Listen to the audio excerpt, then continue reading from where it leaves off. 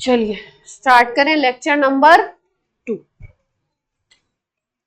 कल हम लोग बात कर रहे थे, इलेक्ट्रोड पोटेंशियल की बात करी थी हम लोगों ने, है ना। तो इलेक्ट्रोड पोटेंशियल में क्या करा था हमने, डेफिनेशन वगैरह करी थी इलेक्ट्रोड पोटेंशियल की, और स्टैंडर्ड बताया था। स्टैंडर्ड की कंडीशन क्या थी सारांश? स्टैंडर्ड इलेक्ट्रोड पोटेंशियल की क्या कंडीशन थी?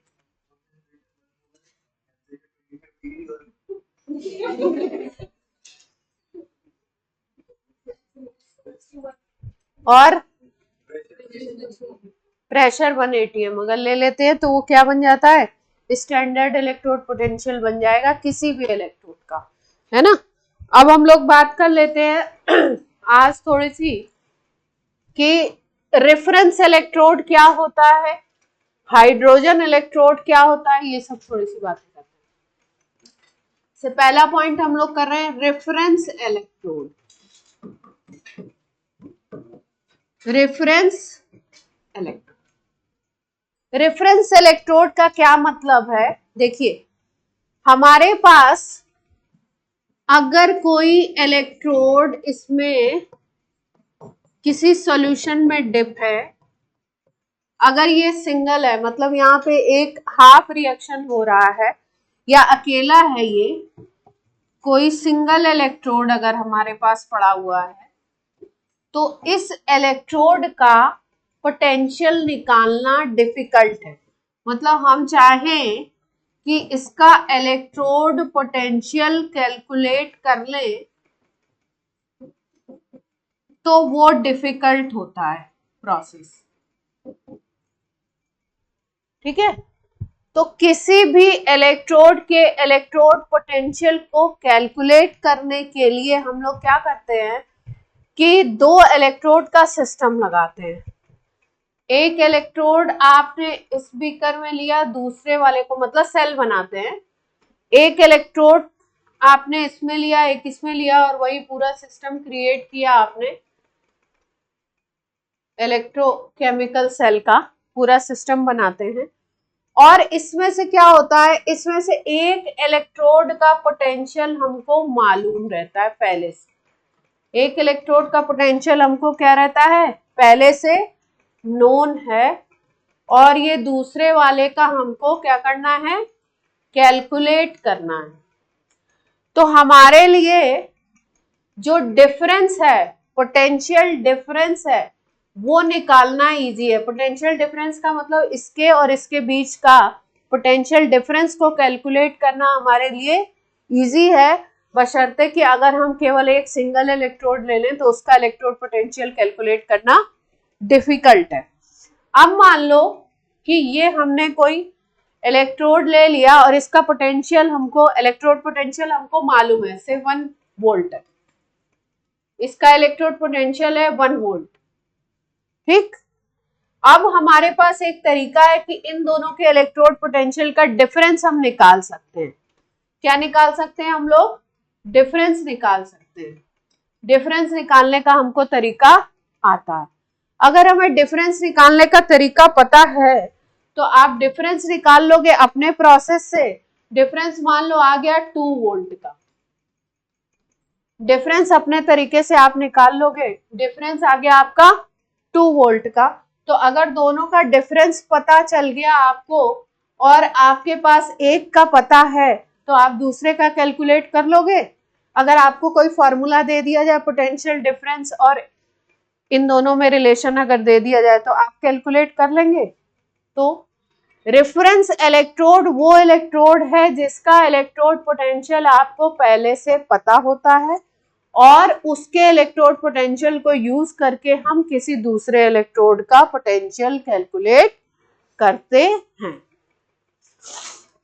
रेफरेंस इलेक्ट्रोड को या तो एनोड बना देते हैं और जिसका कैलकुलेट करना है उसको कैथोड बना देंगे, या रेफरेंस इलेक्ट्रोड को हम लोग कैथोड बना देते हैं और जिसका कैलकुलेट करना है उसको एनोड बना देते हैं और पोटेंशियल डिफरेंस कैलकुलेट कर लेते हैं और फिर उसके बाद हमको दूसरे वाले का पोटेंशियल पता चल जाता है।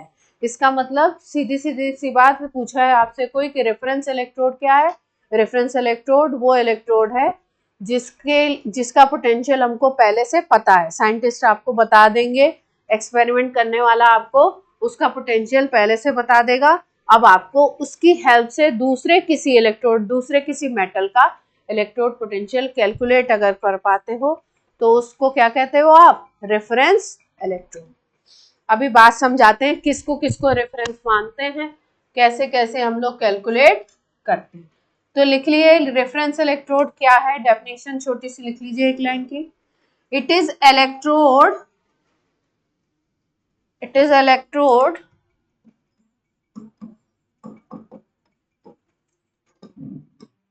which is used for calculation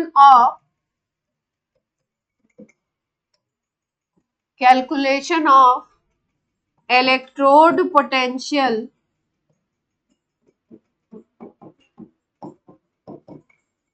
of other electrode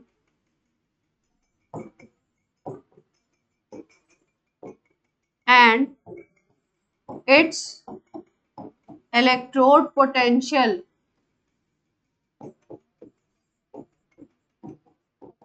is known। इसका इलेक्ट्रोड पोटेंशियल आपको पहले से पता होता।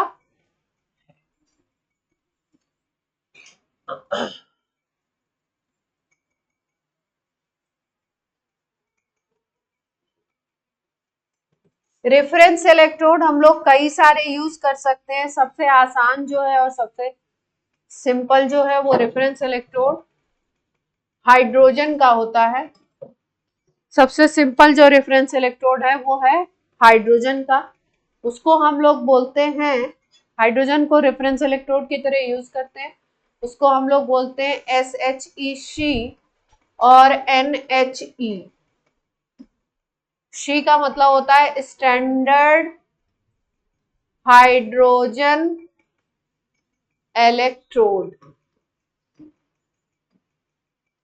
और दूसरा NHE का मतलब होता है नॉर्मल हाइड्रोजन इलेक्ट्रोड। दोनों कह सकते हैं SHE या NHE, नॉर्मल हाइड्रोजन इलेक्ट्रोड या स्टैंडर्ड हाइड्रोजन इलेक्ट्रोड। दो नाम है हाइड्रोजन के इलेक्ट्रोड के। इसका पोटेंशियल साइंटिस्ट ने माना है कि हाइड्रोजन अगर इलेक्ट्रोड है तो इसका जो इलेक्ट्रोड पोटेंशियल है वो माना जाता है 0.00 वोल्ट। 0.00 वोल्ट इसका पोटेंशियल हमेशा क्या मानते हैं, 0.00 वोल्ट। इसका पहले से हमको पता है।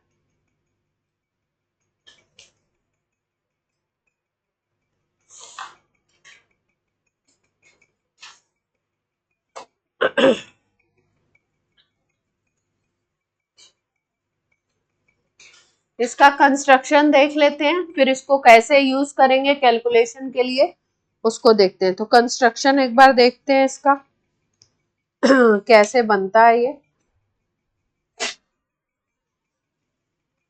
ये नोट हो गया सबका।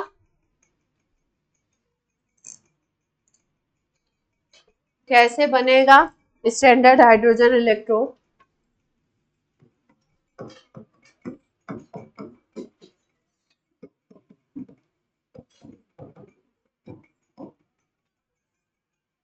इसमें एक बीकर लेंगे,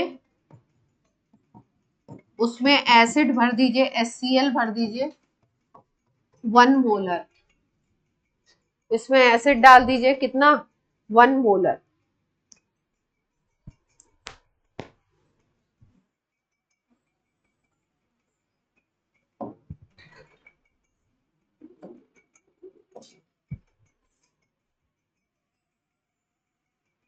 एक ग्लास ट्यूब होगी, उसके अंदर प्लैटिनम वायर होगा। इस ग्लास ट्यूब के अंदर क्या है, प्लैटिनम वायर, जिसके ऊपर आपकी प्लैटिनम ब्लैक की लेयर चढ़ी होगी। प्लैटिनम ब्लैक जो होता है वो आपका होता है अगर आप प्लैटिनम को फाइनली डिवाइडेड कर लो, फाइनली डिवाइडेड का मतलब है आपने प्लैटिनम को कैसे फॉर्म में ले लिया, क्रश कर दिया बिल्कुल दानेदार फॉर्म में और उसकी लेयर चढ़ा दी। एक सोल्यूशन आप लेते हो, एक ग्लास ट्यूब लेते हो, एक ग्लास ट्यूब लोगे, उसके अंदर प्लैटिनम का वायर होगा और प्लैटिनम ब्लैक की उसके ऊपर नीचे यहाँ पे लेयर चढ़ी हुई होगी, और इसके अंदर आप क्या करते हो, HCl का सोल्यूशन लेते हो। HCl कितना होना चाहिए, 1 मोलर। यहाँ पे इस ग्लास ट्यूब में एक यहाँ पे जगह होती है जहां से आप हाइड्रोजन गैस डालते हो और हाइड्रोजन का प्रेशर होता है 1 atm। इस हाइड्रोजन का प्रेशर कितना होगा, 1 atm। हाइड्रोजन गैस जाती है इसके अंदर बबल के फॉर्मेट में। एक्सपेरिमेंट में बबल भी दिखाते हैं।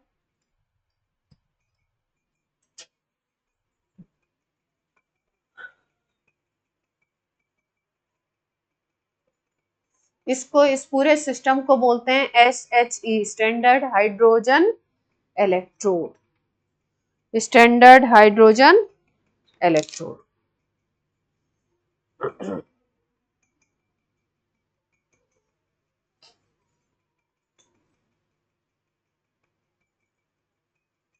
इसका इलेक्ट्रोड पोटेंशियल कितना है, 0.00 वोल्ट। इलेक्ट्रोड पोटेंशियल को लिखने का तरीका यही है, पहले एक 0 लगाते हैं, फिर पॉइंट, फिर उसके बाद 2 डिजिट में लिखते हैं। तो हाइड्रोजन का लिखते हैं 0.00 वोल्ट।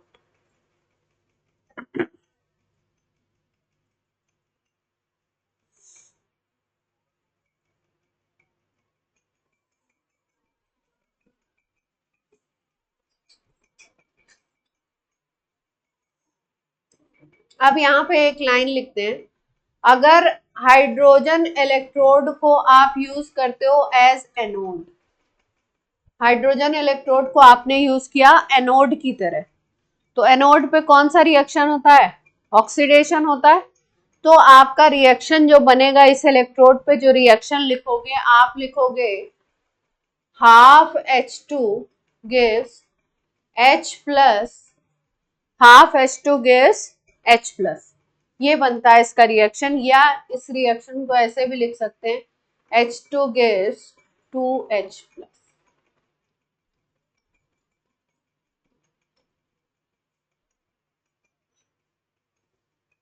ये रिएक्शन हाइड्रोजन इलेक्ट्रोड का कब होगा, जब इसको कैसे यूज करेंगे, एनोड की तरह, यानी कि एनोड पे ऑक्सीडेशन होता है तो ऑक्सीडेशन का ये रिएक्शन है हाइड्रोजन इलेक्ट्रोड। अगर इस हाइड्रोजन इलेक्ट्रोड को आप यूज करो कैथोड की तरह, मैंने बताया कैथोड एनोड किसी भी तरीके से आप इसको यूज कर सकते हो, अगर इसको यूज करो कैथोड की तरह, तो कैथोड की तरह अगर यूज करते हो तो इसका रिएक्शन हो जाता है 2H प्लस गिव्स H2, और यहाँ पे क्या आ जाएंगे, 2 इलेक्ट्रॉन ऐड हो जाएंगे। या लिख सकते हो H plus gives electron half H2।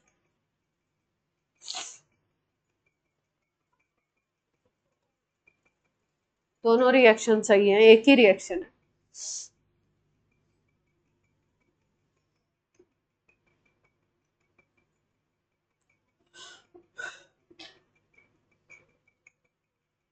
अगर स्टैंडर्ड हाइड्रोजन इलेक्ट्रोड को यूज किया किसकी तरह, एनोड की तरह, तो रिएक्शन कौन सा दिखाना है उसका, ऑक्सीडेशन का। और अगर कैथोड की तरह यूज किया तो कौन सा रिएक्शन दिखाना है, अगर एनोड की तरह यूज कर रहे हो तो उसके पोटेंशियल को इस तरीके से लिखोगे E0 H2 से क्या बन रहा है, H प्लस बन रहा है ना, H2 से क्या बन रहा है, H प्लस बन रहा है, तो ऐसे लिखोगे E nought H2 H plus is equal to 0.00 volt. E nought लिख दिया, यानी टेम्परेचर और प्रेशर क्या है, टेम्परेचर क्या है 298 केल्विन है ना, 25 डिग्री सेंटीग्रेड, और प्रेशर तो 180 हम लिया ही हुआ है। बात समझ में आ रही है, किससे क्या बन रहा है उस तरीके से पोटेंशियल लिखते हैं। अगर इसका लिखना चाहते हो इस इक्वेशन के हिसाब से तो क्या लिखोगे, H प्लस से क्या बन रहा है H2,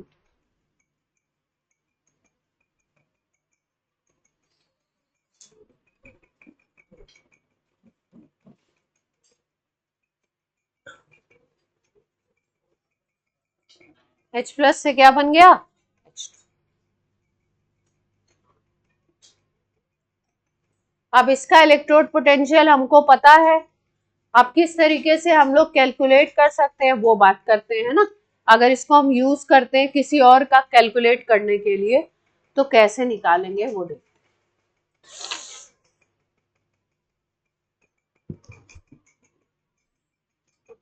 नोट हो गया सबका?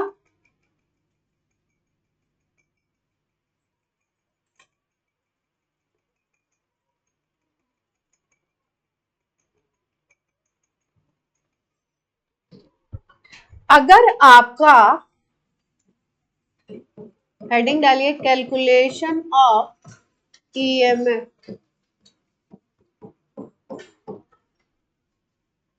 ईएमएफ बोलते हैं इलेक्ट्रोमोटिव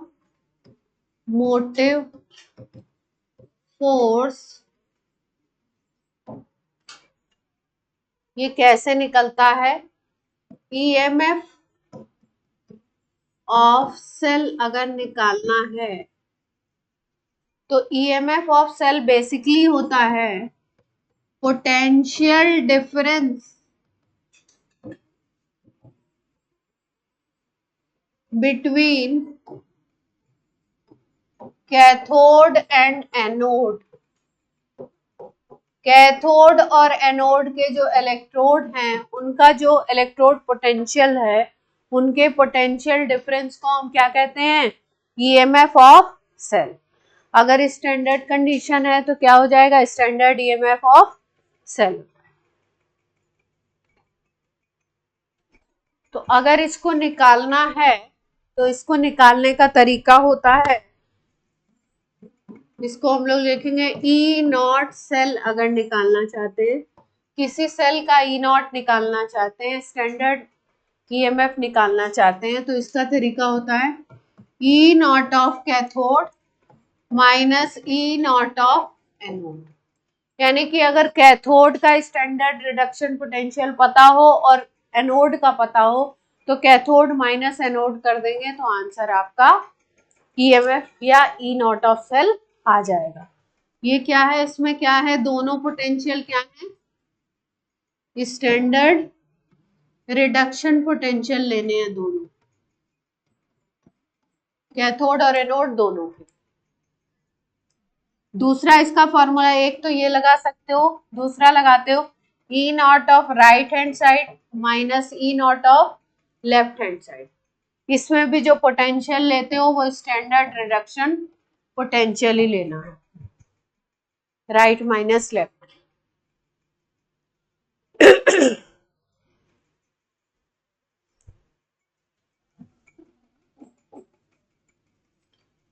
तीसरा तरीका होता है E naught high minus E naught low.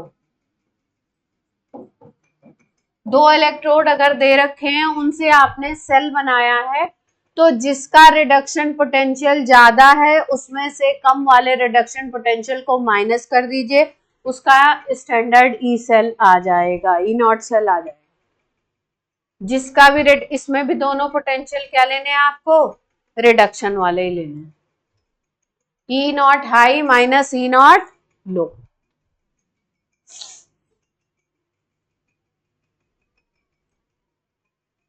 Clear है बात?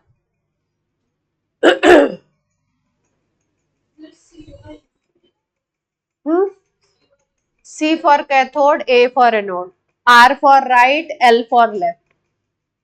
और नीचे वाले में तो लिखा ही है हाई और लो, जिसकी वैल्यू ज्यादा हो माइनस कम वाली वैल्यू। इससे हम क्या निकालते हैं, ई नॉट सेल।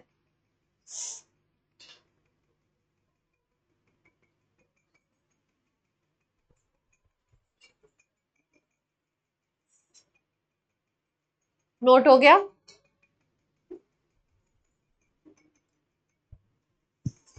अब मान लो किसी इलेक्ट्रोड का ऑक्सीडेशन पोटेंशियल आपको दिया हो, क्या दिया हो, स्टैंडर्ड ऑक्सीडेशन पोटेंशियल, और आप निकालना चाहते हो रिडक्शन पोटेंशियल। तो याद रखो कि ई नॉट रिडक्शन अगर आपको निकालना है तो ऑक्सीडेशन पोटेंशियल का बस साइन चेंज कर दो। ऑक्सीडेशन पोटेंशियल में जो भी साइन है, मान लो किसी का ऑक्सीडेशन पोटेंशियल है 0.4 वोल्ट प्लस 0.4 वोल्ट, है ना, तो उस इलेक्ट्रोड का रिडक्शन पोटेंशियल कितना हो जाएगा, माइनस 0.4। क्लियर है बात। अगर किसी का ई नॉट ऑक्सीडेशन पोटेंशियल मान लीजिए 0.4 वोल्ट है, तो उसका ई नॉट रिडक्शन पोटेंशियल, क्योंकि फॉर्मूला में रिडक्शन यूज करना है, तो रिडक्शन अगर निकालना है तो क्या करना है, केवल साइन चेंज कर देना।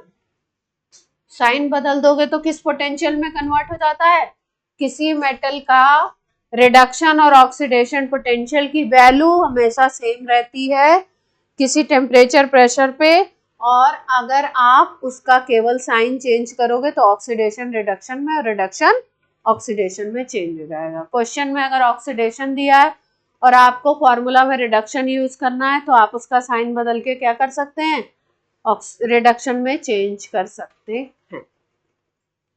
क्लियर है बात। अब कैसे यूज करेंगे ये जो स्टैंडर्ड इलेक्ट्रोड है, इसको हम लोग कैलकुलेशन के लिए,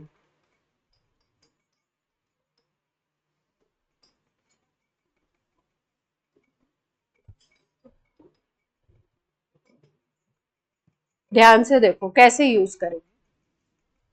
जैसे मान लो कि लेफ्ट हैंड साइड में मैंने कोई मेटल ले ली, उसका इलेक्ट्रोड लगा दिया और इसको हमने कनेक्ट कर दिया किससे, यहाँ पे हमने स्टैंडर्ड हाइड्रोजन इलेक्ट्रोड लगा दिया।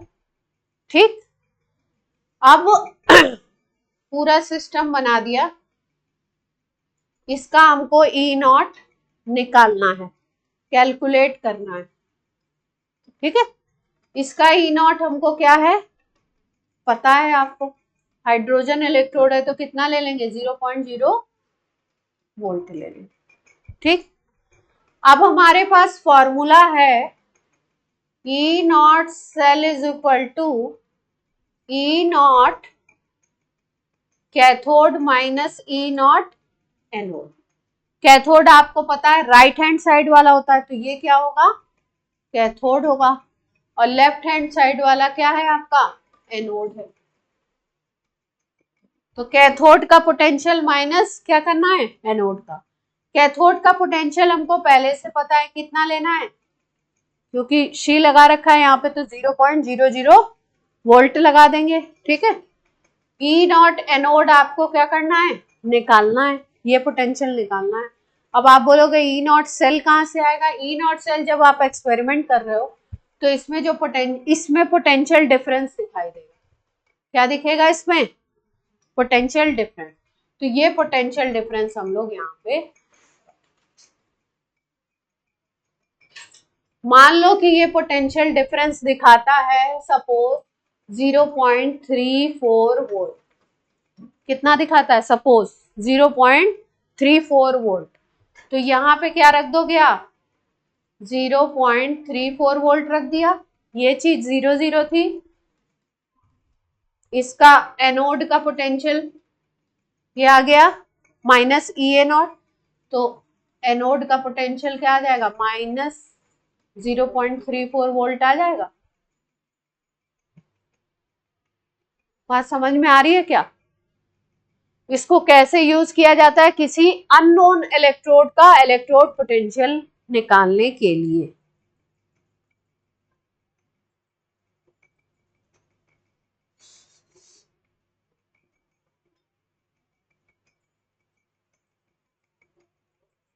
अगर इसको हम लोग स्टैंडर्ड हाइड्रोजन इलेक्ट्रोड को एनोड बनाते और ये अननोन वाले को कैथोड बनाते, तब क्या होता है आपका, यहाँ पे आता ई नॉट कैथोड और यहाँ पे क्या जाता है 0.00 वोल्ट, और वोल्ट मीटर से ये वाला डेटा मिल जाता हमको एक्सपेरिमेंट में।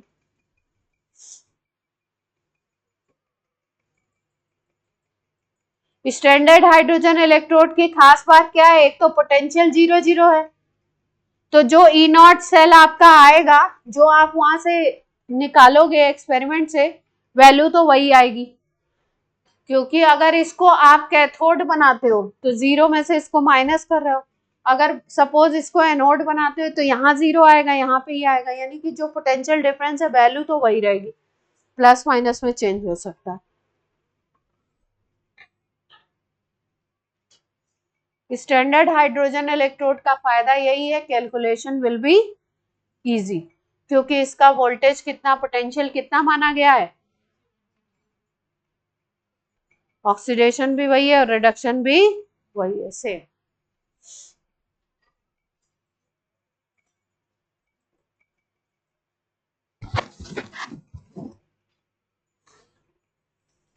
बात कुछ समझ में आ रही है, दिमाग की बत्ती जल रही है कि नहीं जल रही है? हाँ, कहा नहीं, लाइन इधर से इधर डिफरेंशिएट कर रही थी पर नंबर उसमें चले गए, नंबर लाइन को क्रॉस करके उधर चले गए लिखते हुए।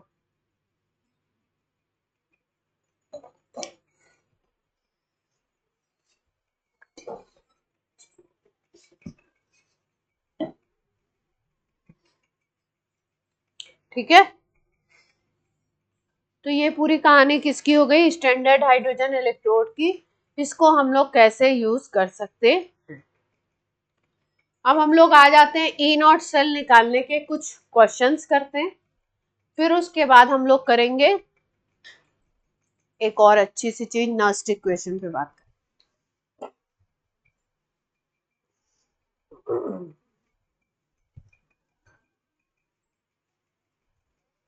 हो गया सबका? यहाँ पे जो ये फॉर्मूला लिखा हुआ है, cathode minus anode, right minus left, high minus low, इसमें सब पोटेंशियल कौन से लेने हैं आपके, standard hydrogen standard reduction potential लेने। लेकिन इसका एक फॉर्मूला और हो सकता है, E naught cell is equal to E naught oxidation plus E naught reduction.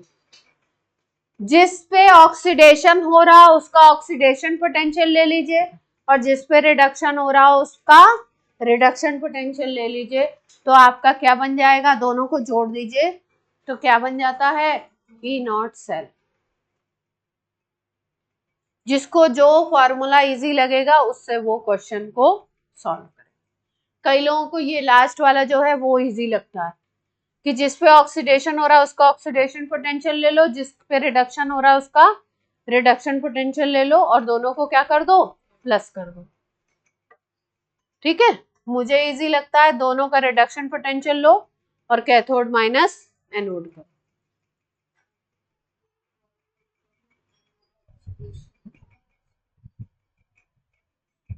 वो ये बताया कि किसी इलेक्ट्रोड का अगर ऑक्सीडेशन पोटेंशियल पता है, ये अलग चीज है, अगर ऑक्सीडेशन पोटेंशियल पता है, रिडक्शन पोटेंशियल कैलकुलेट करना चाहते हो तो साइन चेंज कर दो, रिडक्शन पता है, ऑक्सीडेशन निकालना चाहते हो तो बस साइन चेंज कर दो, नंबर वही रहेगा। अब इस पे एक क्वेश्चन करते हैं हम लोग, क्वेश्चन कैसे आता है, क्या आएगा, उसकी बात करें।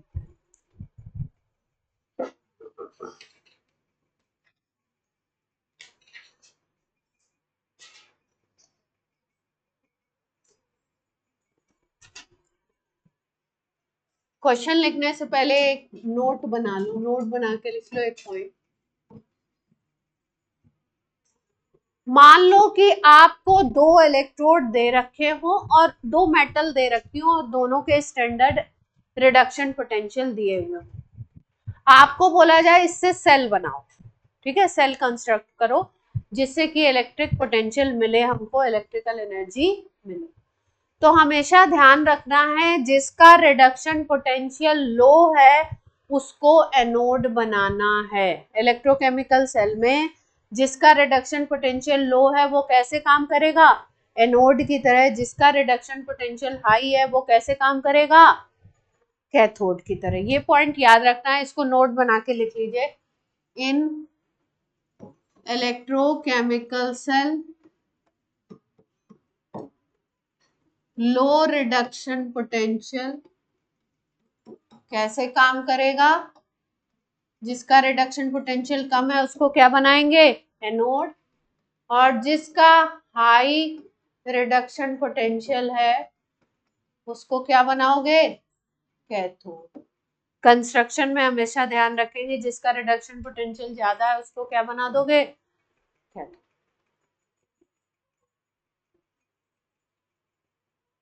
लो हाई समझते हो। जैसे मान लो वैल्यू है किसी की -0.34 वोल्ट और किसी इलेक्ट्रोड की वैल्यू है -3 वोल्ट, -0.3 वोल्ट। तो कौन सा छोटा है कौन सा बड़ा है, दो वैल्यूज हैं, -0.34 वोल्ट है एक मेटल का और दूसरे का है -0.3। तो कौन सी वैल्यू बड़ी है कौन सी छोटी है, हाँ वैल्यू नहीं मतलब किसका, वैसे अगर सोचे तो कौन हाई है कौन लो है। 0.3 वाला क्या है, हाई होगा, और माइनस में 0.34 वाला क्या हो जाएगी, छोटा हो जाएगा अगर ओवरऑल में देखें तो ये क्या बन गया, लो, ये क्या बन गया, हाई। तो इसको क्या बनाओगे, एनोड, इसको क्या बनाओगे,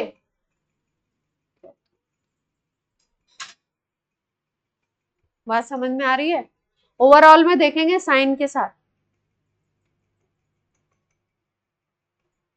प्लस माइनस दे दिया तो ऑब्वियसली प्लस वाली वैल्यू बड़ी होगी माइनस वाली छोटी होगी, लेकिन दोनों माइनस माइनस दे दिए तो देखना पड़ेगा, जो वैल्यू बड़ी है वो क्या हो जाएगा, छोटा हो जाएगा माइनस में। तो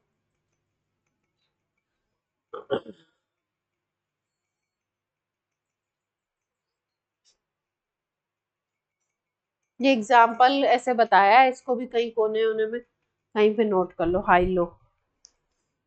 मेन में नोट करना हो तो मेन में नोट कर लो, कॉर्नर में नोट करना चाहो तो कॉर्नर।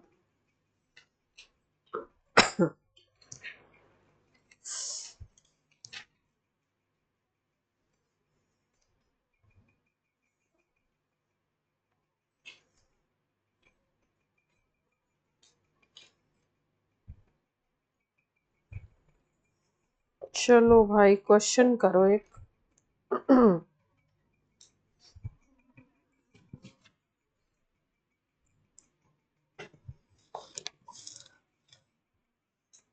कंस्ट्रक्ट अ सेल, एक सेल बनाना है यूजिंग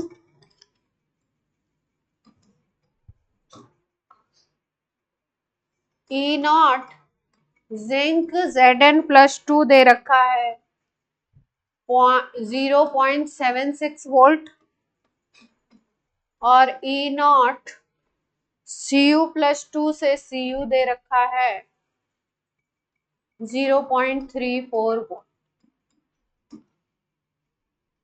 एट 298 केल्विन।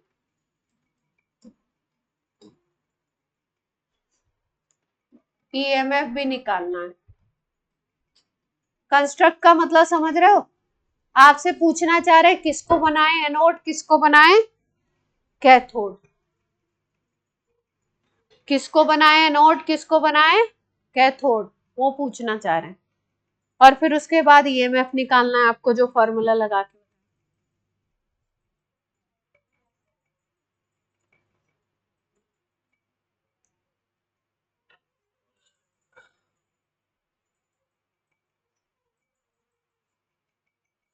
किसको कैथोड बनाए किसको एनोड बनाए,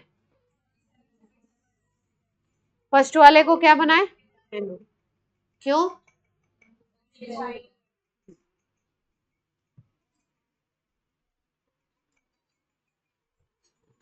इसको देखो, जिंक से क्या बन रहे हैं, Zn+2, तो इसका कौन सा पोटेंशियल दे रखा है, ऑक्सीडेशन। अगर इसका रिडक्शन पोटेंशियल लिखोगे तो ये लिखोगे, तो साइन चेंज कर दोगे,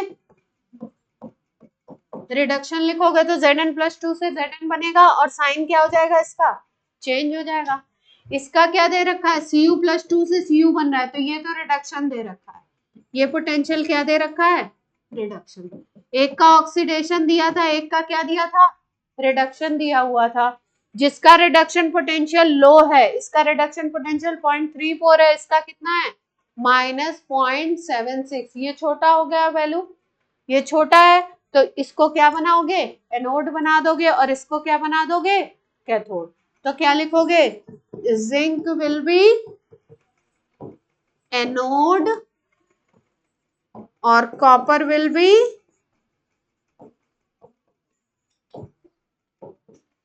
cathode, copper will be cathode. यानी जिंक पे ऑक्सीडेशन और कॉपर पे क्या होगा, रिडक्शन। जो इन्होंने पोटेंशियल दिया था वही प्रोसेस हो रहा है। अब ईएमएफ अगर आपको निकालना है तो ईएमएफ का क्या तरीका था, E naught right hand minus E naught left hand. दोनों कौन से लेने हैं पोटेंशियल, रिडक्शन। राइट हैंड में कौन होता है, कैथोड, राइट हैंड में कैथोड होता है, तो कॉपर का लेना है, रिडक्शन कितना हो गया, 0.34। लेफ्ट हैंड में कौन होता है, एनोड, तो किसका लेना है रिडक्शन पोटेंशियल, एनोड का। एनोड का कितना है, माइनस में, तो कितनी आ जाएगी वैल्यू, जोड़ दीजिए, 1.1 आ रहा है क्या, क्लियर है बात। इसको वैसे भी निकाल सकते थे, आपको क्या सिखाया, एक और तरीका ईएमएफ निकालने का, E naught oxidation plus E naught reduction. ठीक है, इक्वेशन को आप जिस इलेक्ट्रोड को एनोड बनाइए उसके बगल में धीरे से पेंसिल से लिख लीजिए, ए लिख लीजिए, है ना। जिसको कैथोड बनाइए उसको क्या लिख लीजिए, सी लिख लीजिए, है ना। तो एनोड और कैथोड आपको पता लग गए। अब एनोड पे ऑक्सीडेशन होता है तो उसका ऑक्सीडेशन पोटेंशियल, और कैथोड पे रिडक्शन होता है तो उसका रिडक्शन पोटेंशियल। एनोड क्या है अपना, जिंक है, तो जिंक का ऑक्सीडेशन पोटेंशियल तो यही दिया था, और रिडक्शन पोटेंशियल कॉपर का ले लो, कितना दिया था, 0.34। तो सेम वैल्यू आ गई दोनों फॉर्मूला से, कोई भी यूज कर लो, जो आपको इजी लगता हो वो फॉर्मूला यूज कर।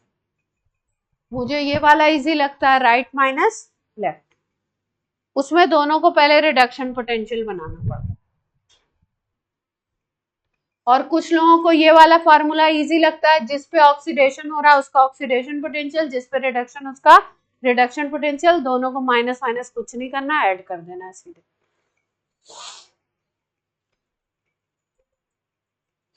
तो इस सेल का क्या निकल गया आपका,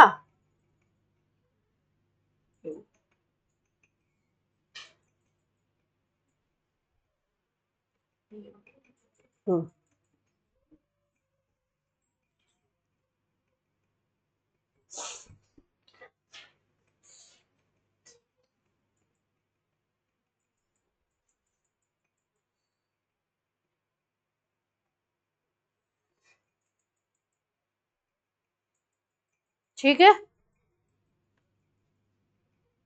ये सिंपलेस्ट क्वेश्चन था।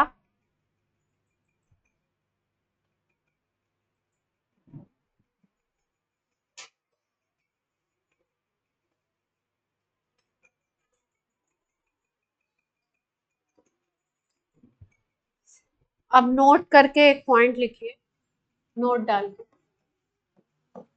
किसी क्वेश्चन में आपने ई नॉट सेल निकाला और उसकी वैल्यू आ गई 0,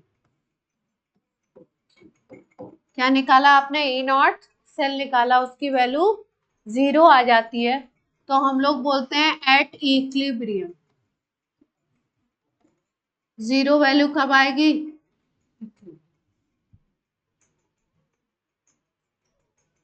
अगर ई नॉट सेल आता है वैल्यू पॉजिटिव, आंसर आपका पॉजिटिव है ना, तो आप बोलोगे cell can be formed, cell बना सकते हो आप, मतलब आपने कंस्ट्रक्शन सही किया है, या कह सकते हो रिएक्शन इज फिजिबल। रिएक्शन क्या होगा? फिजिबल। अगर ई नॉट सेल आपका क्वेश्चन में बाय द वे निकलता है नेगेटिव, फॉर्मूला लगा के आपने निकाला, अगर नेगेटिव आता है तो इसका मतलब सेल का कंस्ट्रक्शन सही नहीं हुआ है,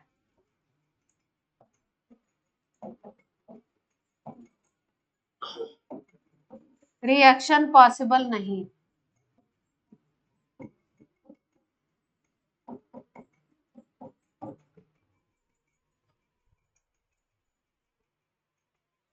ठीक है, रिएक्शन पॉसिबल नहीं है। पॉसिबल नहीं का मतलब है आपने सेल बना दिया, लेकिन एग्जैक्टली आपने कुछ सिस्टम को उल्टा कर दिया, कैथोड को एनोड बना दिया, और एनोड को, जिसको एनोड बनाना था उसको आप बना देंगे कैथोड जब, तो वैल्यू क्या आने लगेगी? नेगेटिव।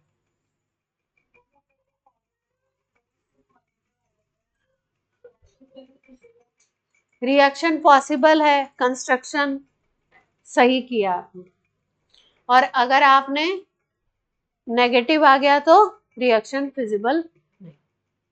जैसे हम लोग थर्मोडायनेमिक्स से पढ़ते थे ना, डेल्टा जी इज नेगेटिव तो रिएक्शन स्पॉन्टेनियस है, और डेल्टा जी पॉजिटिव है तो रिएक्शन क्या हो गई? Non spontaneous. तो अभी हम लोग डेल्टा जी से इसको रिलेट करेंगे, तो जिसमें नेगेटिव आता है, जिसमें पॉजिटिव आता है, उसमें रिएक्शन स्पॉन्टेनियस निकलेगी।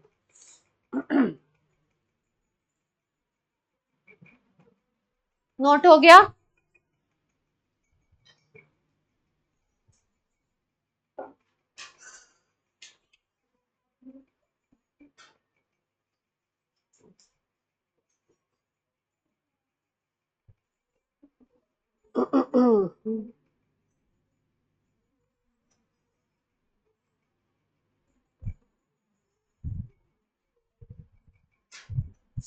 एक इक्वेशन दे रखी है,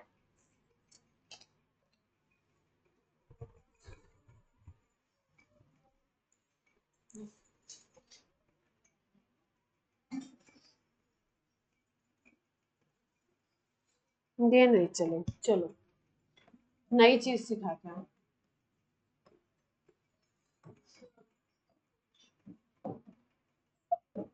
सवाल जरूर आएगा बोर्ड में भी और जेई में।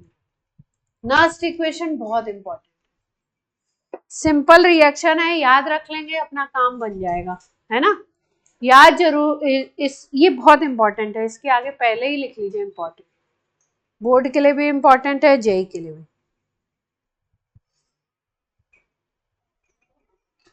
नस्ट इक्वेशन लिखते क्यों है, क्यों लिखी जाती है?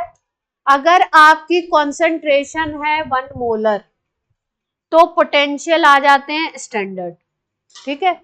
लेकिन अगर सेल के अंदर कॉन्सेंट्रेशन अलग अलग है, मान लो हमने कॉपर सल्फेट भरा और वो 1 मोलर नहीं भरा, 5 मोलर भरा, 0.1 मोलर भरा, तो उस समय ई सेल आप कैसे निकालोगे? उसको निकालने के लिए एक साइंटिस्ट नर्स थे, उन्होंने एक इक्वेशन बनाई थी, उसको हम क्या कहते हैं? Nernst equation. तो इसका मतलब क्या है कि आपको सेल पोटेंशियल कैलकुलेशन के लिए इसको बनाया गया है।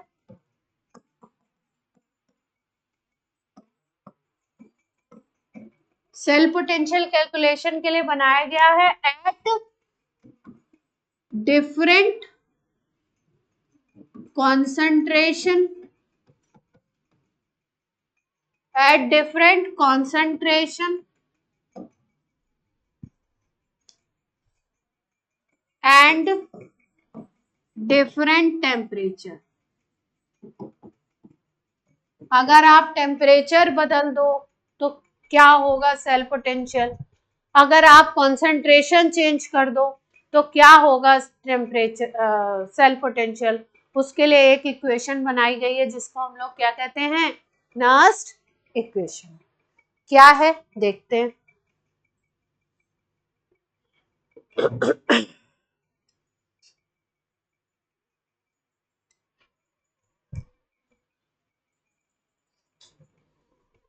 मान लो कि कोई मेटल का आयन है, इसके ऊपर n+ चार्ज है, ये n इलेक्ट्रॉन गेन करता है और ये बना लेता है m।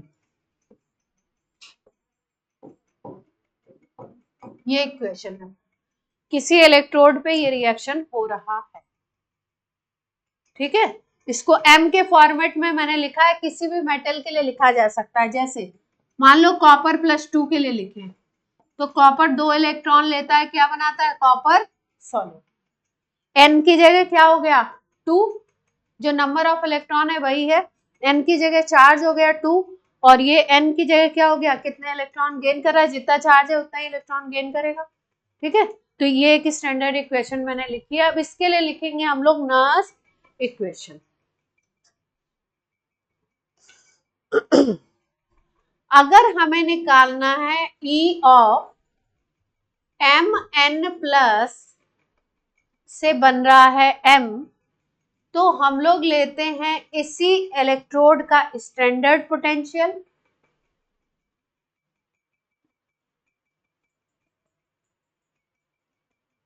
यहां पे एक डेटा लेंगे हम लोग -RT/NF और प्रोडक्ट बाई रिएक्टेंट। क्या लेंगे यहाँ पे, प्रोडक्ट बाई रिएक्टेंट, प्रोडक्ट की कॉन्सेंट्रेशन बाई रिएक्टेंट की कॉन्सेंट्रेशन लेनी है। यानी कि अगर हम इसको बनाएं तो हम ऐसे लिख सकते हैं,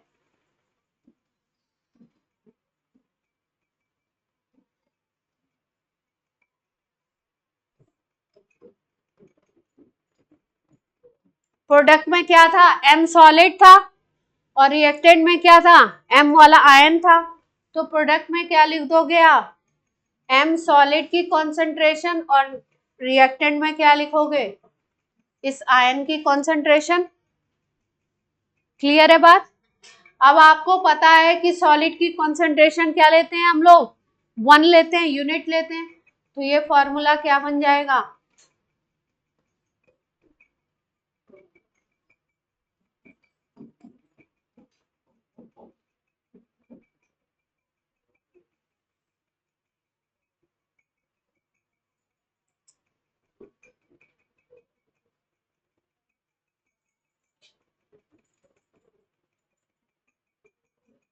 यहाँ पे एक चीज छूट गई है, ln लिख लेना। वही मैं सोच रही हूँ कुछ कम क्यों लग रहा है। नेचुरल लॉ, इसकी कॉन्सेंट्रेशन 1 लेंगे और इसकी कॉन्सेंट्रेशन जो भी होगी,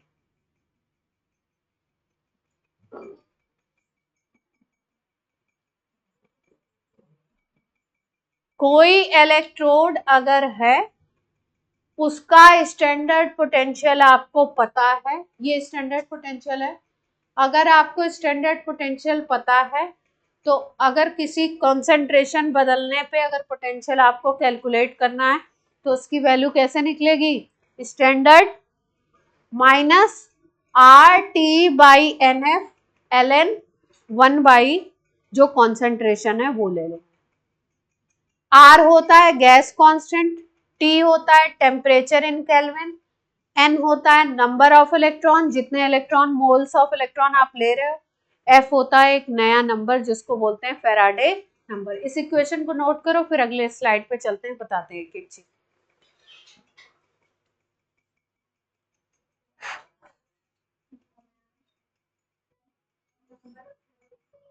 अब एक एक एक एक एक एक एक बता रहे, अगली स्लाइड पे बताते हैं। अगली स्लाइड पे ले लेते हैं। नोट हो गया सबका?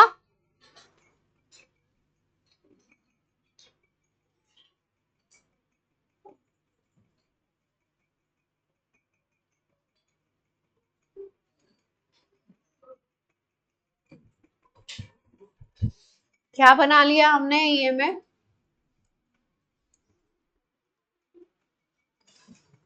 ईएमएफ हमने बना लिया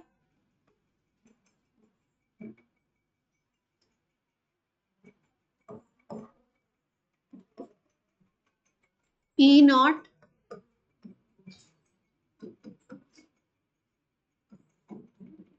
माइनस क्या था, R T by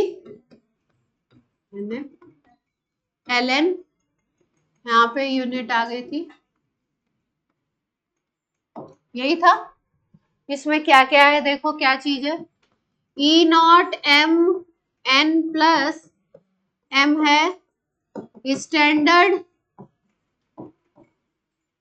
reduction potential of metal, जिसकी बात हो रही है उसका स्टैंडर्ड रिडक्शन पोटेंशियल। आर है गैस कांस्टेंट, टी है टेम्परेचर, जिस टेम्परेचर पे सेल बनाए हो, टेम्परेचर इन केल्विन, एन है मोल्स ऑफ इलेक्ट्रॉन, एफ है, एफ को बोलते हैं फैराडे नंबर, एक साइंटिस्ट है फैराडे, उनके नाम पे निकाला गया है फैराडे नंबर। इसकी एग्जैक्ट वैल्यू होती है 96485। कैलकुलेशन के लिए ज्यादातर क्वेश्चंस में हम लोग इसको लेते हैं 96500 कूलम्स, कूलम्स में वैल्यू है। एग्जैक्ट वैल्यू 485 है, ज्यादातर क्वेश्चंस में आपको 96500 दी होगी।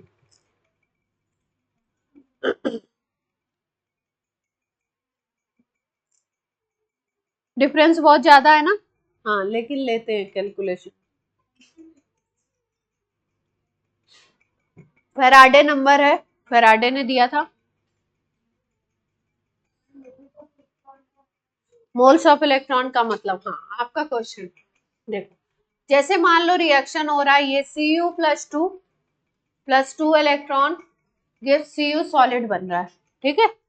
तो अगर इस कॉपर प्लस 2 के 1 मोल होंगे तो ये 2 इलेक्ट्रॉन नहीं बोलते हैं। अगर ये कॉपर प्लस 2 का एक आयन है तो इसको बोलते हैं 2 इलेक्ट्रॉन। अगर ये रिएक्शन लिखा है इसको मोल के टर्म्स में लिखोगे तो ये 1 मोल है कॉपर, तो ये 2 मोल ऑफ इलेक्ट्रॉन बोलते हैं इसको। इसको क्या बोलेंगे, 1 mole of copper solid. Clear है बात?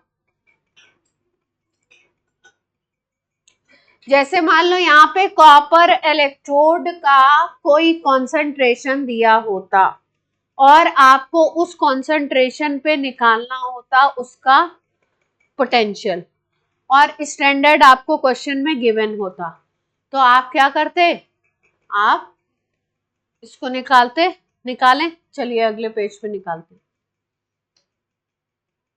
यूज कैसे करेंगे वो भी तो देखें।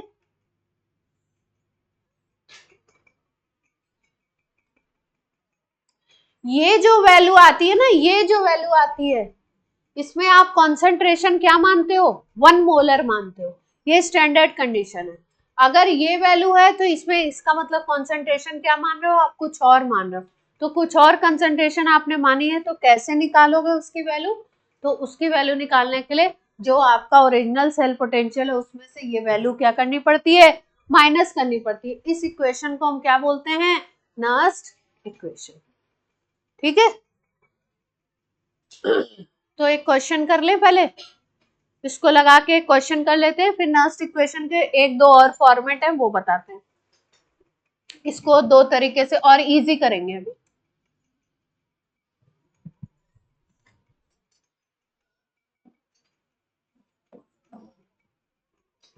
जैसे मान लो आपको यही इक्वेशन दिया, ये ये इक्वेशन दिया हुआ, ठीक। अब आपको Cu+2 ऑब्लिक Cu, इसके लिए स्टैंडर्ड पोटेंशियल मान लो दे रखा है 0.8 वोल्ट, स्टैंडर्ड पोटेंशियल दे रखा है 0.8 वोल्ट। अगर रिएक्शन में मान लो इसकी कॉन्सेंट्रेशन हमने दे दी 0.1 मोलर, कितनी कॉन्सेंट्रेशन दे दी 0.1 मोलर, तो अब आपको निकालना है E of Cu+2 by Cu at 0.1 m concentration.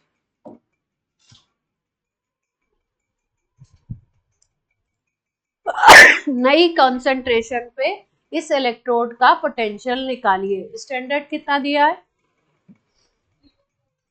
तो फॉर्मूला क्या लगाएंगे, फॉर्मूला देखिए क्या लगाएंगे, E Cu+2 बाई Cu क्या आएगा, E not Cu+2 by Cu minus RT by NF ln 1 by Cu+2 का कॉन्सेंट्रेशन यही आएगा। ओके है, product minus product by reactant आता है, तो प्रोडक्ट कॉपर सॉलिड है तो 1 हो जाएगा, रिएक्टेंट है कॉपर +2, याद रखिए प्रोडक्ट बाई रिएक्टेंट। अब क्या आ जाएगी इसकी value, Cu+2 by Cu, E not कितना दिया हुआ है 0.8, R टेम्परेचर मान लो 300 केल्विन दिया है, टेम्परेचर कितना दिया हुआ है 300 केल्विन या 290 80 रख लो, चलो स्टैंडर्ड रख। मोल्स ऑफ इलेक्ट्रॉन कितने हो जाएंगे 2 हो जाएंगे। F की वैल्यू कितनी हो जाएगी 96500, ln लगा दिया 0.1 कंसंट्रेशन आ जाएगी। बोलो, नेचुरल लॉग को अगर नॉर्मल लॉग में बेस 10 में चेंज करना होता है तो वैल्यू को 2.303 से मल्टीप्लाई करते हैं, ठीक है। तो यहाँ पे अगर नॉर्मल लॉग में कैलकुलेट करना है इसको, इसकी वैल्यू भी लगा देंगे MKS वाली, तो 2.303 से मल्टीप्लाई करोगे तो ये बेस 10 लॉग बन जाएगा। अब आगे सॉल्व कर सकते हैं इसको,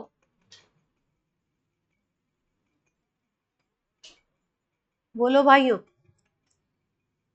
भाइयों और बहनों बताइए।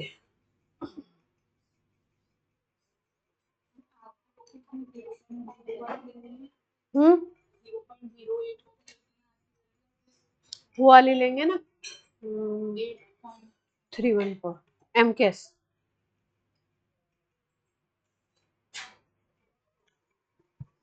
अरेंज बोलो क्या कह रहे हो, क्या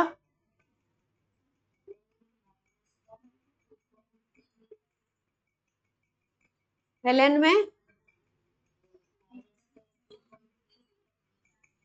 माइनस का 2.303 तो नेचुरल लॉग को नॉर्मल बेस 10 लॉग में कन्वर्ट करने में तो 2.303 का मल्टीप्लिकेशन ही होता और कुछ साइन वाइन चेंज नहीं होता।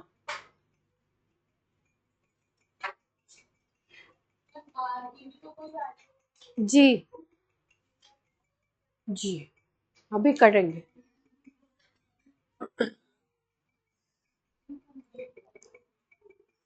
वही करने वाले हैं।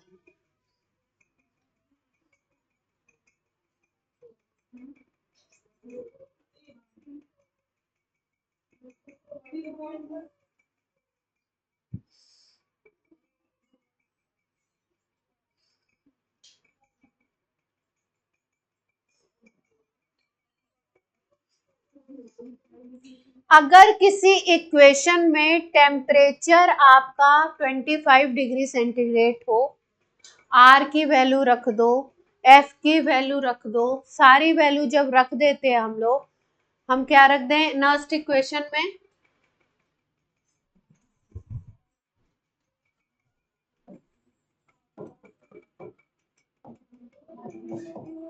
नेक्स्ट इक्वेशन क्या थी?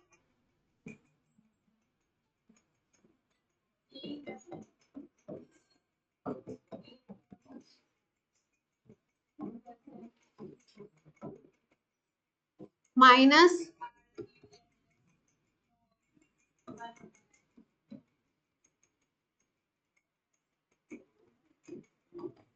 ये थी ना,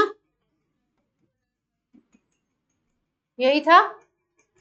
अगर मान लो आप R की वैल्यू रख लो 8.314, T की वैल्यू नॉर्मल टेम्परेचर रख लो 298 केल्विन, रूम टेम्परेचर रखा है 25 डिग्री सेंटीग्रेड स्टैंडर्ड वाला। F की वैल्यू रख दी आपने 96500, है ना। ये सारी वैल्यूज अगर इसमें पुट कर देते हैं आप, तो वैल्यू निकल के क्या आती है वो फाइनल याद रखेंगे हम लोग, क्योंकि उसका ज्यादा यूज करते हैं। तो यहाँ पे वैल्यू आएगी E nought M N by M, यहाँ पे वैल्यू बन जाती है R T और F सारी वैल्यू जब रख लेते हो 2.303 का भी मल्टीप्लाई कर देते हो, सब कुछ अगर मल्टीप्लाई करोगे तो यहाँ पे बनती है 0.0591 बाई n लॉग, यहाँ पे बन जाएगा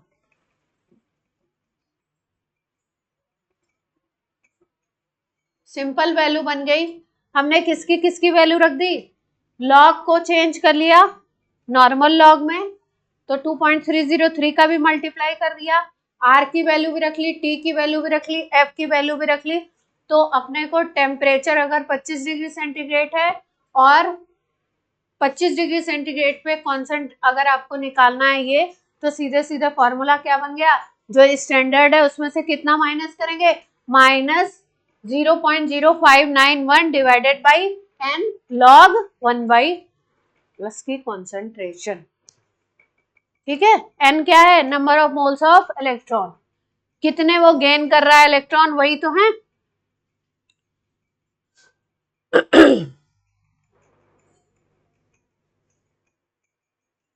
इसमें हमने लॉग भी चेंज कर दिया और n की वैल्यू छोड़ करके बाकी R T और F सबकी वैल्यू रख ली। टेम्परेचर कितना रखा है, 25 लिया है, तब उस केस में हमारी वैल्यू क्या आ गई है, सारी की सारी डेटा क्या आ गया अपना, क्या याद रखना है, माइनस क्या होगा 0.0591 डिवाइडेड बाई n। किसी किसी क्वेश्चन में आपको दे देते हैं कि ये जो वैल्यू है इस वैल्यू को ले लो 0.6, अगर बोल देंगे तो 0.6 ले लेंगे, अदरवाइज यही डेटा लेना। हाँ 0.06 ले लो।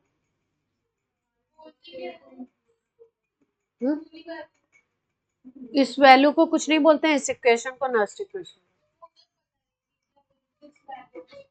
हाँ अभी करवाते हैं, बात सवाल करवाएं तो बात समझ में आए।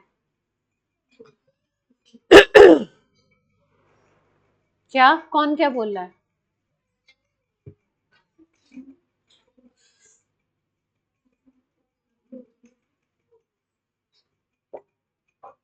कॉन्सेप्ट पे फोकस करें, बकबक करने की जरूरत कोई रिक्वायरमेंट नहीं है।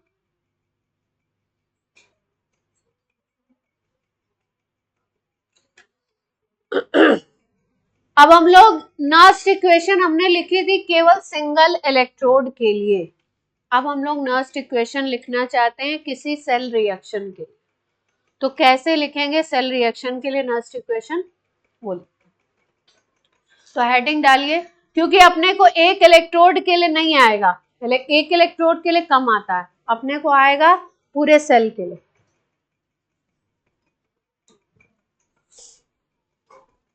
सवाल आपका किससे बनेगा,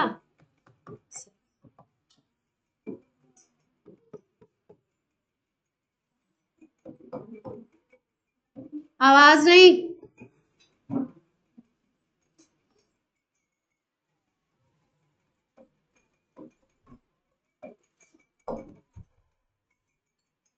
अगर किसी सेल के लिए लिखना है तो उसके लिए क्या दिया होगा, सेल की इक्वेशन दी होगी।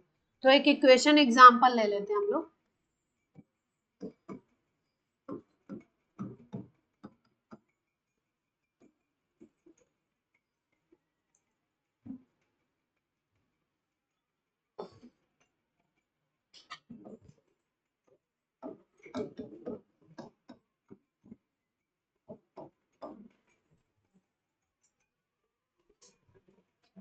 ठीक है।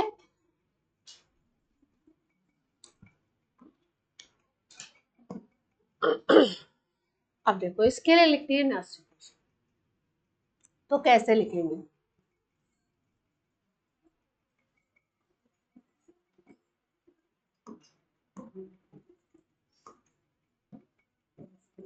ई सेल लिखना है, तो ई सेल कैसे लिखेंगे?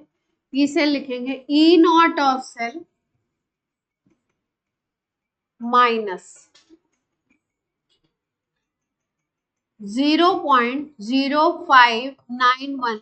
अब हमने मान लिया है कि टेम्परेचर क्या है 25 डिग्री सेंटीग्रेड, और फैराडे वगैरह की वैल्यू रखी है सारे की, divided by N log of, यहाँ पे क्या लेते हैं प्रोडक्ट की कॉन्सेंट्रेशन बाई रिएक्टेंट की कॉन्सेंट्रेशन। प्रोडक्ट की कॉन्सेंट्रेशन में कौन सा आयन आएगा? Zn+2 की concentration multiplied by copper solid की कॉन्सेंट्रेशन।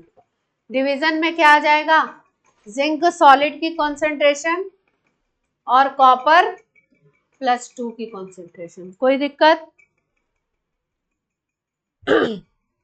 दोनों पे चार्ज +2 का है, इसका मतलब जिंक 2 इलेक्ट्रॉन दे रहा है और कॉपर 2 इलेक्ट्रॉन ले रहा है, यानी कि n का वो क्या आएगा 2। तो अगले उसमें n की वैल्यू भी रख लेते हैं। ई सेल निकालना चाह रहे हैं हम लोग किसी और कॉन्सेंट्रेशन पे, तो ई नॉट सेल अभी अभी आपको निकालना सिखाया था, E naught cathode minus E naught anode, E naught cathode minus E naught anode. Cathode कौन सा है? कॉपर पे क्या हो रहा है +2 से क्या बन रहा है 0, तो ये क्या है कैथोड। इस पे क्या हो रहा है रिडक्शन। जिंक में क्या हो रहा है जिंक से Zn+2 ये ऑक्सीडेशन हो रहा है, तो ये क्या है एनोड। तो ई नॉट सेल कैसे निकालते थे? कैथोड माइनस एनोड, तो कैथोड कौन सा है कॉपर।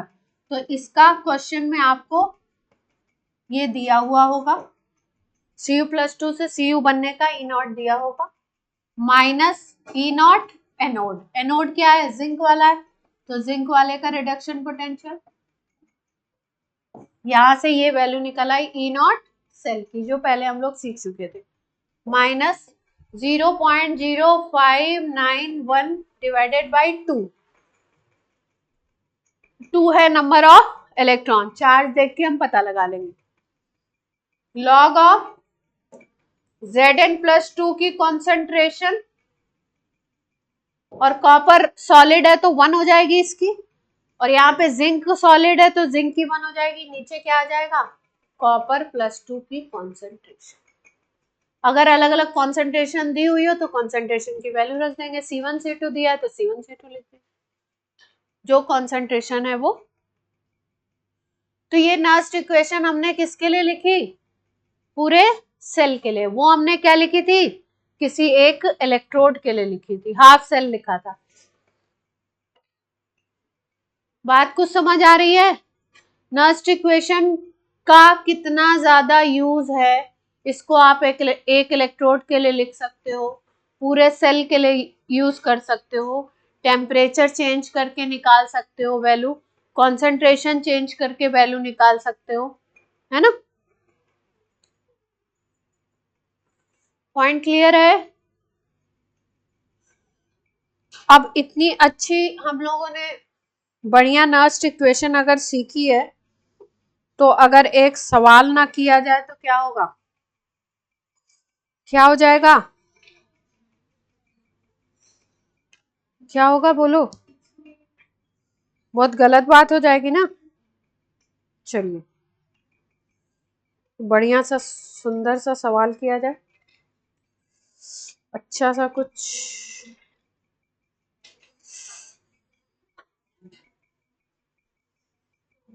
नेक्स्ट इक्वेशन को अप्लाई करें।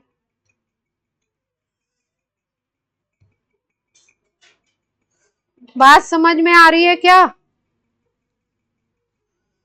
नेक्स्ट इक्वेशन को कम से कम 4-5 तरीके से यूज किया जा सकता है, लेकिन 4-5 तरीकों को बार बार लिखवा लिखवा के टाइम वेस्ट नहीं करेंगे, 4-5 तरीके के क्वेश्चंस आपको करवा देंगे, तो क्या हो जाएगा, सीधे आप किस पे आ जाएंगे,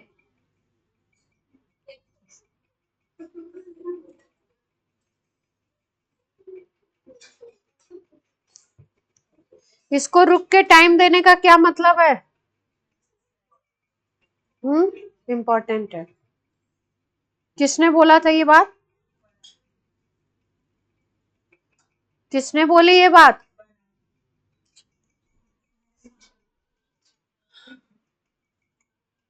गौरांगी ने बोली थी।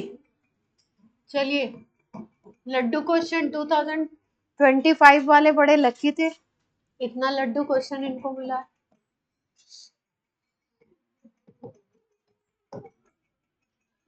इक्वेशन लिखी हुई है, फॉर mg से बन रहा है mg+2 एक्वस, ऐसे सेल लिखा हुआ है, Ag प्लस से बन रहा है Ag, ऐसे सेल लिखा हुआ। The correct Nernst equation for this, correct equation लिखनी है आपको, इसके लिए करेक्ट नर्स्ट इक्वेशन लिखनी है। 4 ऑप्शंस दिए हैं, ऑप्शन में नहीं लिखूंगी, आप लिखेंगे। कौन बोल रहा है कि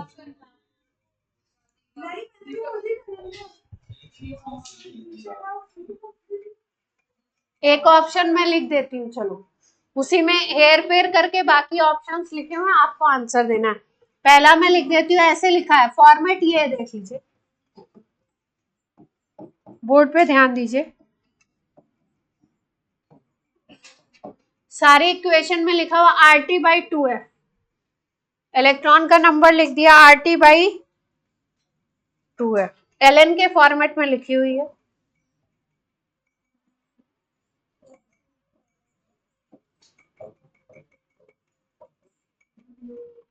किसी ऑप्शन में Ag प्लस के ऊपर स्क्वायर दिया हुआ है, Mg+2 की पावर 1 है, किसी ऑप्शन में Mg+2 को ऊपर कर दिया, Ag+1 को नीचे कर दिया, किसी ऑप्शन में Mg+2 के ऊपर स्क्वायर दिया है, इस तरीके से चेंजेस किए हैं। बाकी ये सेम है चारों ऑप्शन में, ये चलिए सही लिखिए, सही, आप इस पे ध्यान ना दीजिए, इसी फॉर्मेट में लिखिए। क्या ये सही है, तो लिखिए कॉपी में अगर सही लगती है आपको।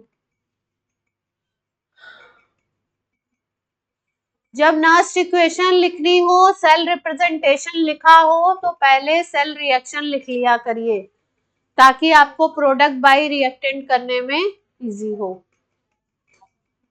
रिएक्शन लिख लो पहले, सेल रिप्रेजेंटेशन से रिएक्शन लिख सकते हो, सेल रिएक्शन लिखना सिखाया था और रिप्रेजेंटेशन भी सिखाया था।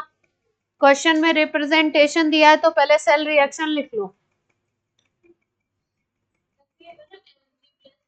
हाँ,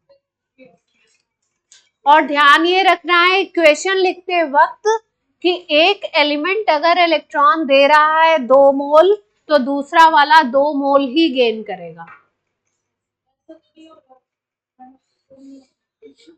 तो यही तो कैच ऑफ द क्वेश्चन है।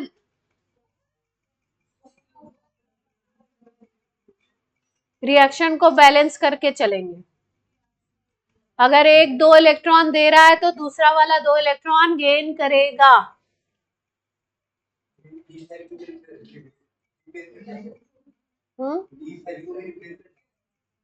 ई सेल को क्यों रिप्लेस करना, उसको कुछ नहीं करना,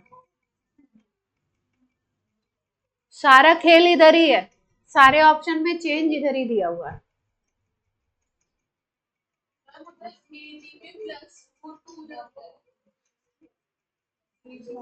चार्ज बदला जा सकता है, आगे का नंबर चेंज कर सकते हैं ना। चार्ज कैसे बदल दोगे, सिल्वर तो +1 होता है, 2 करने के लिए क्या करें, 2Ag कर दो, इक्वेशन बनाते वक्त 2Ag कर। अब हिंट दे रही हूं मैं, इसका सेल रिएक्शन देखिए कैसे बनेगा। बोर्ड पे ध्यान दीजिए, रिएक्शन ऐसे लिखा जाता है, Mg से बन रहा है Mg+2, तो ऐसे लिख लीजिए Mg+2। और इधर क्या बन रहा है, सिल्वर +1 से सिल्वर, तो प्लस में करके लिख लीजिए, सिल्वर +1 से क्या बन रहा था, सिल्वर। अब ये तो दे रहा है 2 इलेक्ट्रॉन निकाल रहा है, +2 है, और इस पे कितना है, +1 है, पर दोनों सेम होने चाहिए, तो इसको 2 कर दो, 2 मोल ले लो।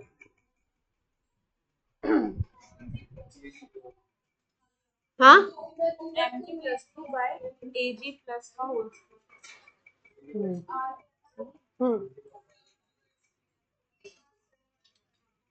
अब लिख लो, अब तो लिख लोगे, 2Ag तो आ ही गया, अब लिखो, अपनी कॉपी में लिखो, मैं चेक करूंगी।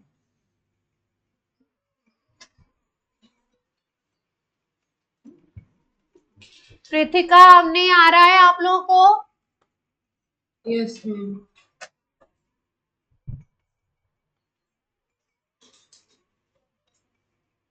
सब लोग 1 मिनट में कोशिश कर लीजिए, अदरवाइज मैं तो बताऊंगी। पहले इक्वेशन लिखने नहीं आएगी तो बड़े बड़े सवाल नहीं होंगे। अगर कुछ वेरी, ये तो सिंपल आपको लड्डू क्वेश्चन है, आपको केवल इक्वेशन लिखनी है। अगर कुछ वैल्यू वगैरह कॉम्प्लिकेटेड देंगे तो फिर आप कैसे कर पाएंगे? तो पहले आपको क्या सीखना है,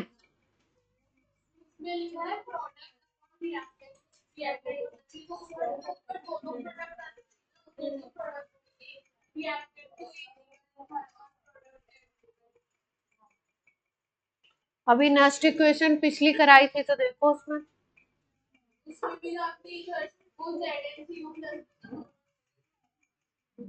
देखो, क्लास देखिए इधर, ई सेल लिखते वक्त ई नॉट सेल लिख देंगे, ये तो इसमें तो किसी को कोई दिक्कत नहीं होगी। RT/N, N की जगह लिख देंगे, 2 इलेक्ट्रॉन का लेना देना है तो 2F आ जाएगा आराम से, Ln लिख दिया। प्रोडक्ट बाय रिएक्टेंट लिखते हैं तो प्रोडक्ट में Mg+2 की कॉन्सेंट्रेशन, और ये सिल्वर तो सॉलिड है तो इसकी तो कॉन्सेंट्रेशन 1 हो जाएगी, तो यहाँ पे क्या आ गया, Mg+2 की कॉन्सेंट्रेशन आ गई। ठीक, नीचे क्या आ जाएगा, सिल्वर +1 की और Mg की कॉन्सेंट्रेशन, Mg सॉलिड है यहाँ पे तो इसकी कॉन्सेंट्रेशन 1 होगी, इसलिए इसको लिखेंगे नहीं, केवल ये आएगा आपका और ये आएगा, जो आयन होते हैं वही आते हैं इक्वेशन में, तो ये आयन आएगा। ये Ag+1 आयन है, लेकिन इसकी पावर कितनी है, 2। जैसे हम लोग Kc लिखते थे किसी इक्वेशन का, ये दिया N2+3H2 gives 2NH3 अगर है, इसके लिए अगर Kc का एक्सप्रेशन लिखते थे तो कैसे लिखते थे, NH3 का स्क्वायर करते थे, फिर N2, फिर H2 का क्यूब, जो ये नंबर होता था वो पावर में जाता था ना Kc लिखते वक्त। आप समझिए यहाँ पे इक्वेशन का Kc लिखना है, और उसमें से जो सॉलिड है उनको यूनिट करके सॉलिड को हटा दीजिए, तो सॉलिड ये था तो ये नहीं आना था, सॉलिड ये था तो ये नहीं आना था, केवल आयन आएंगे। प्रोडक्ट बाय रिएक्टेंट करना है तो Mg+2 का डिवाइडेड बाय किसका आएगा, Ag+1 का, लेकिन यहाँ पे नंबर क्या है, 2 है, तो जो आगे वाला नंबर होता है वो कहाँ चला जाता है, पावर में, तो यहाँ पे क्या आ जाएगा, Ag+1 का, ठीक है, क्लियर है बात, क्या कहाँ नीचे,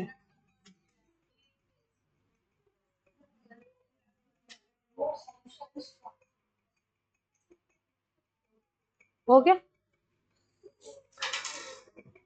तो ये सवाल था, तो ये तो इजी था, अगर लिखने आ गया आप सीख गए तो ऐसे क्वेश्चंस आपके बन गए। टाइम बोलिए, 56 हो गया, ठीक है, एक सवाल और करेंगे, 12th के बच्चों को अलाउड नहीं है।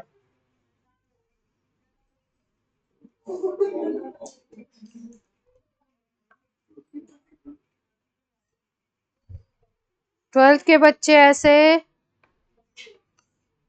नहीं करेंगे।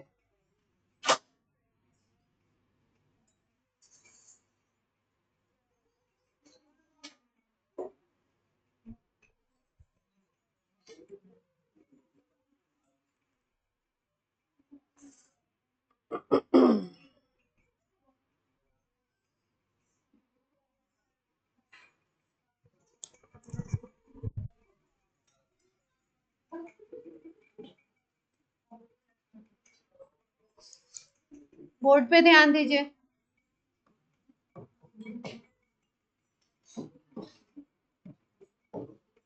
गिव्स फ्री एनर्जी चेंज अगर निकालना है किसी सेल में तो कैसे निकालते हैं?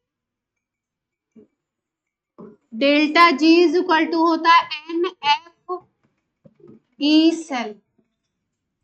डेल्टा जी की वैल्यू क्या आती है? N F E cell. ये कैलकुलेटेड है, याद रखना है आपको।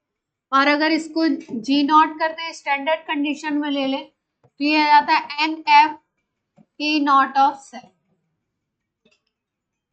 स्टैंडर्ड कंडीशन ले लोगे तो गिव्स फ्री एनर्जी भी क्या हो जाएगी? स्टैंडर्ड हो जाएगी। नॉट लगा देंगे।